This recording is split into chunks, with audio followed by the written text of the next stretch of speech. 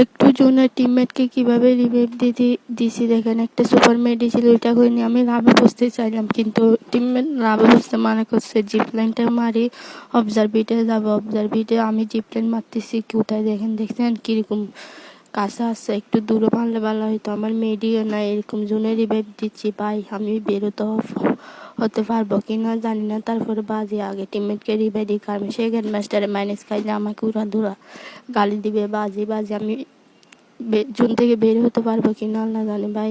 আমার থেকে মেডিও না, আমি একটা গুলিয়ে নিই নাই। এদিকে একটা ক্যারেক্টার অন করে একটা সুপার মেডি করে নিই, তাড়াতাড়ি জুন থেকে বেরোতে হবে ভাই। কি করবো বুঝতেছি না, আমার মেডিও নেই। জিপ লাইন কোথায় মারতেছি নিজেও জানি না ভাই। দেখছেন বাপ বাকিস ভালো জায়গা বসছে, হুকুম চিলি দিকে ফাইট হচ্ছে, দেখি কিল চুরি করতে পারে কিনা। শালা নুবরা এনিমি এখানে দেখা যাচ্ছে না। এনিমি আমার টিমমেটের সামনে এনিমি এর মারতে পারে কিনা দেখি।